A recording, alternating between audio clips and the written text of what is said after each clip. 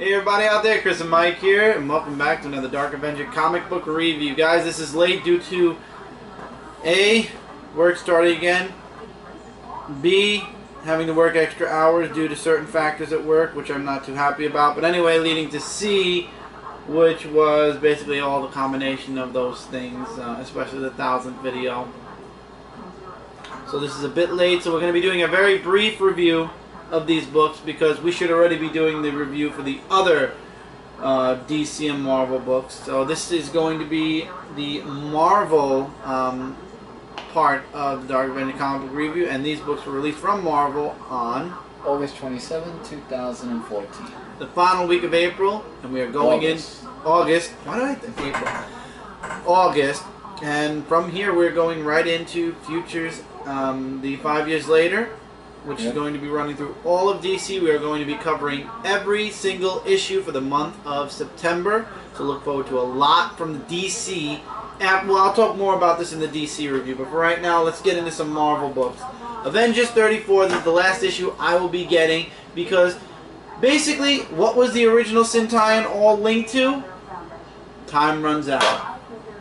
It was a glorified setup for what's to come. Well, obviously, every story sets up for what's to come next in the title, but this was just a glorified setup for Time Runs Out.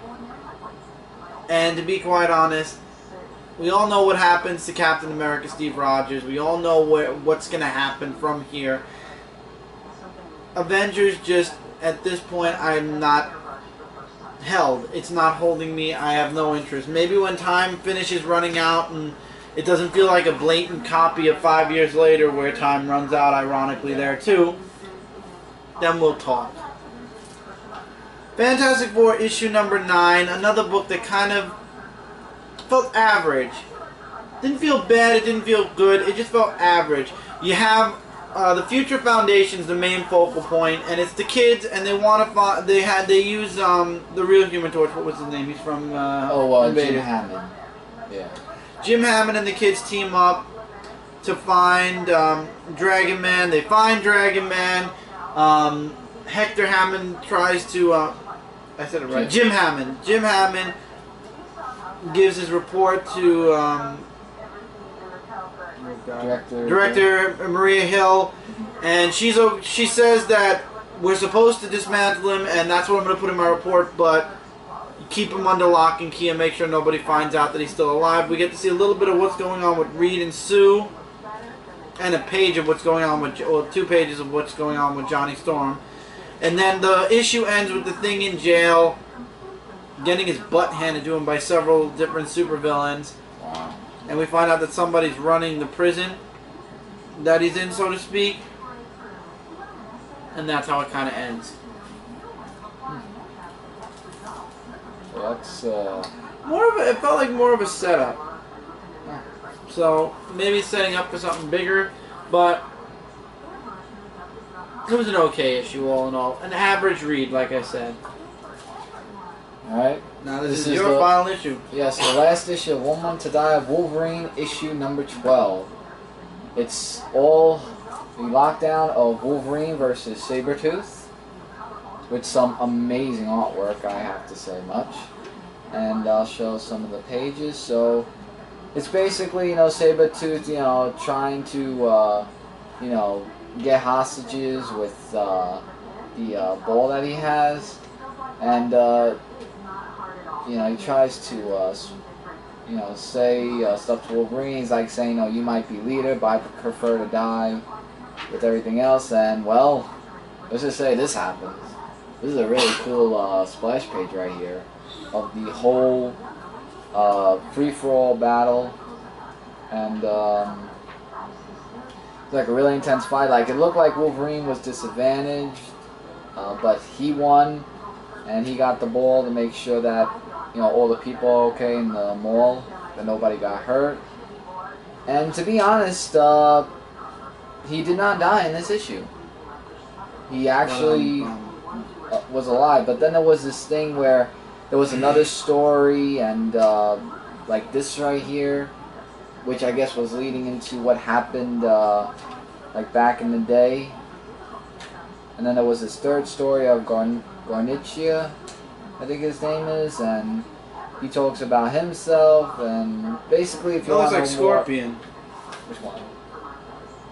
No, it's not Scorpion. But if you want to find out more about him, along with talking with, what's his name?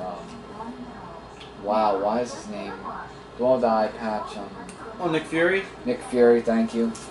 I don't know how I forgot that name, but yeah. You can find out more about that in this issue. There are 3 stories, which is why it's a $5.99 book. But all in all, it was a great series. I give it a 4.5 out of 5 all in all.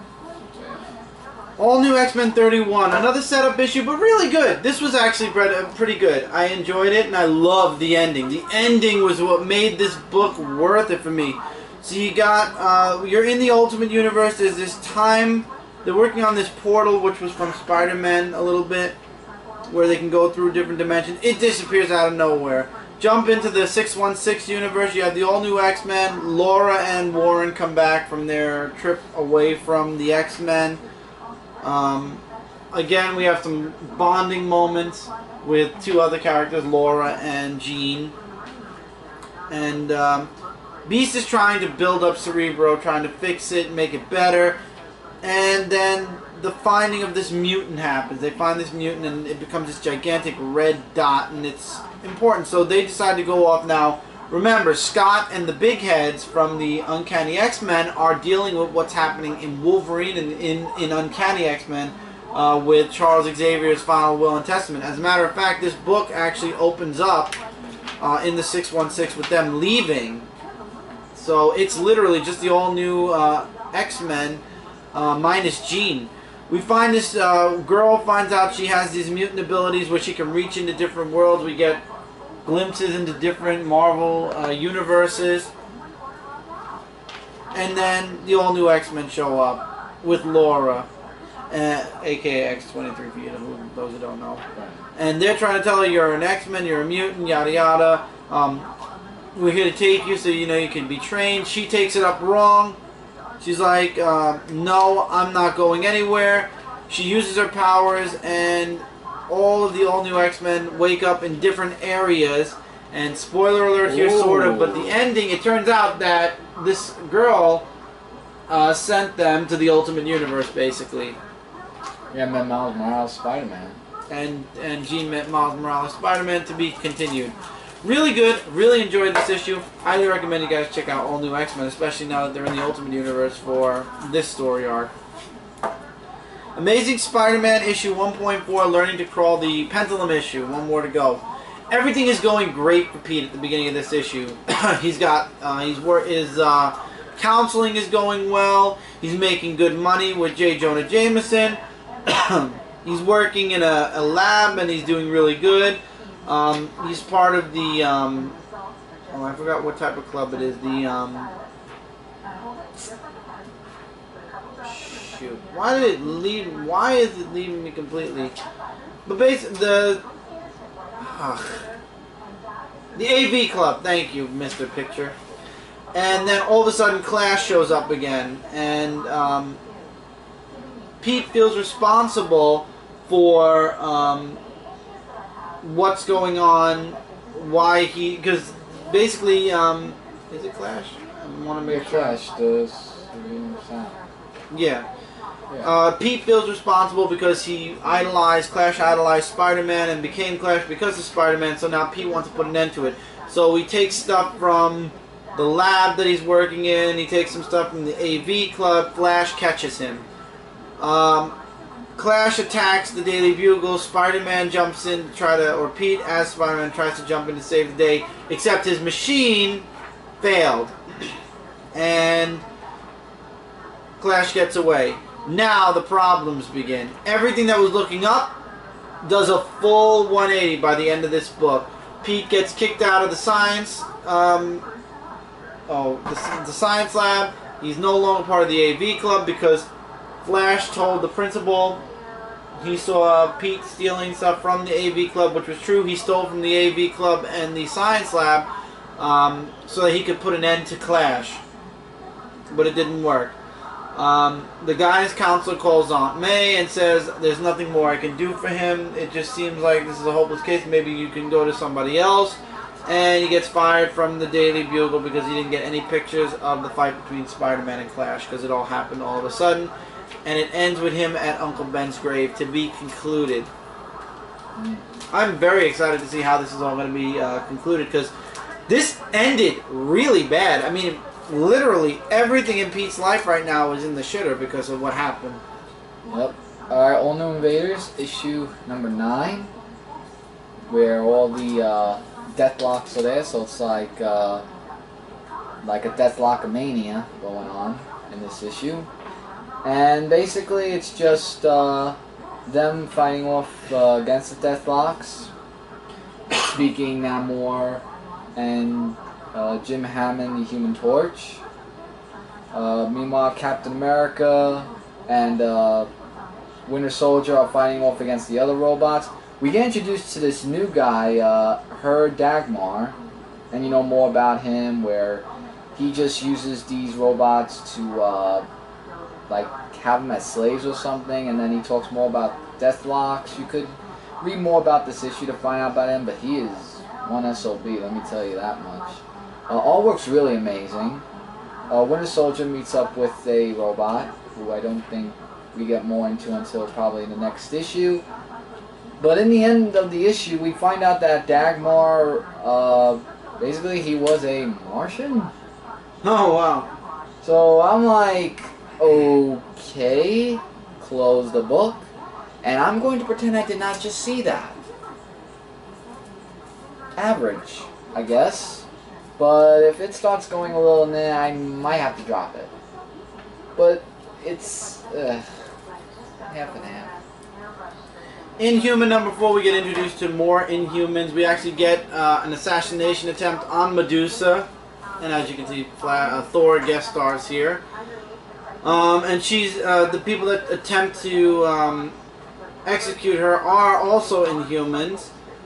We get this side story with this guy called the Reader, who meets up with another Inhuman. Basically, both of them are Inhumans.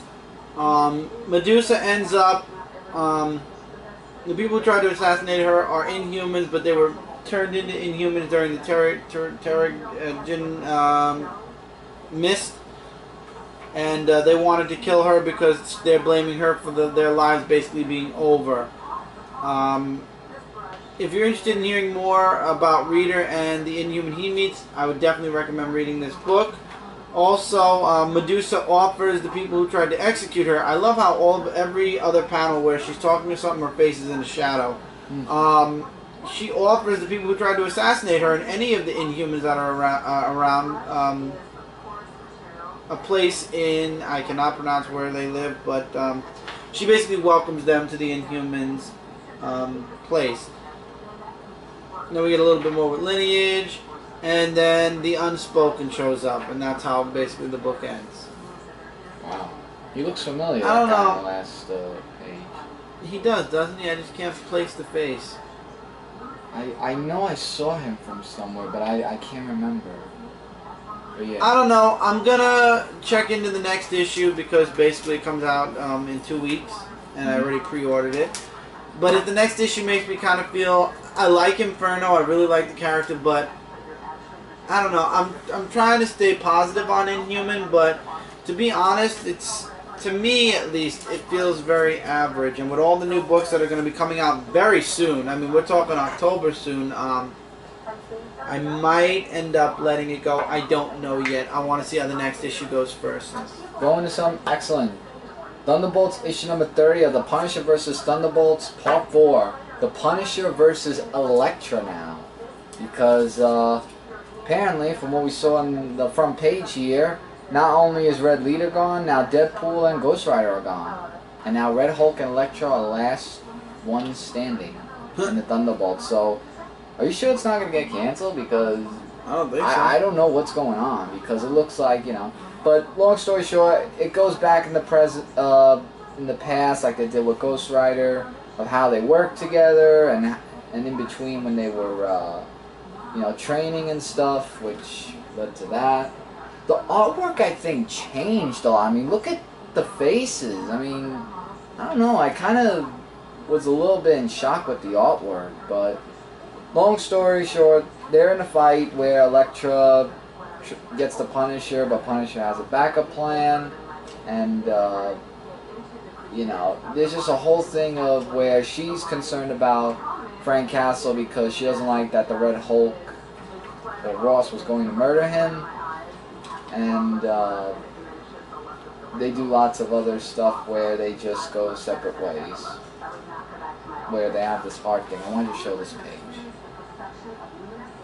And basically the fight was a draw, but in the end Ross gets another message from Frank Castle. Even though he originally called Elektra, he answers. So I guess next issue is going to be him versus Red Hulk. I don't know. I like the cover though, I will say that. Yeah, the cover's nice, but the artwork's just changed drastically though. But I thought it was excellent book this week. Finally, from Marvel this week, Guardians of the Galaxy issue number 18, connecting now to Original Sin. It feels like Guardians of the Galaxy is just connecting to everything. Every event that's gone on in Marvel since Guardians of the Galaxy started, Guardians has somehow found a way to connect to. From Infinity to a few other minor events here and there, but now Original Sin. And Gamora has Peter Quill tied up. That's how the issue begins, by the way. And she wants to know finally how he survived the Cancerverse, what happened to Matt Ryder, what happened to Thanos, and everything. So we get a good old-fashioned flashback. And guys, this flashback is really straightforward. Peter Quill had the Infinity, the Cosmic Cube, Nova, as well as Drax, who actually showed up at one point and looked completely different. And nobody questioned that. Like a hole. That's what I thought at first until I saw the hat. So Drax was there to kill Thanos. Nova and Peter were there to stop Thanos or kill him. And in the end, Peter was taken over by the Cosmic Cube, basically, and they were stuck in the Cancerverse, and the only way out was to give Thanos the Cosmic Cube, but he couldn't because at that moment the Cosmic Cube was controlling him, and it was a huge fight. I'm not going to give too much away. If you guys aren't reading this, you really definitely should. I've been really loving Guardians of the Galaxy. Literally focuses mostly on him, on Star-Lord with Gamora in it, obviously, and Drax is in it in the past. It's basically a focal point on how Star-Lord got out of the Cancerverse, how he survived it, and what happened to Nova, and how Drax got out, and what happened with Thanos more than anything else. So it's kind of a memory, a remembering kind of story. Oh, so it's going down memory in the lane, past. though. It's going into the past, Yeah. basically. So it was interesting to see Gamora have Star-Lord tied up, but anyway, that's it for this week for Marvel, guys. Really enjoyed a lot of the issues, but some of them just felt average. Hopefully things will pick up as next week It's always like we a have to start balance reading. scale, like Yeah. DC, Marvel, DC. Well, let's see about DC. You'll have to gotta wait see. and find out. But anyway, guys, don't forget to check out comic-related Comic Frontline and Zone4Podcast.com. Together, we are your #1 source for comic-related news, reviews, and a whole bunch more. Look forward to a bunch of stuff on a bunch of different channels that Mike and I are working on. And hopefully at some point we will catch up with these videos. I'm hoping now that there's no special video to worry about that's in the way, things will slowly come into place. And even though I am working on a sub-schedule right now, I will be doing some individual reviews for Comic Frontline. We have 1 year later, 5 years later, that is beginning, and we are definitely working on stuff for that. So look forward to full coverage of every single one of the 5 years later's books from us here on the Dark Avenger Comic Review and everybody on Comic Frontline. So until next time, everybody, we'll see you guys then. Take care, keep reading, keep collecting, and we'll see you guys in the next review. Later, everybody.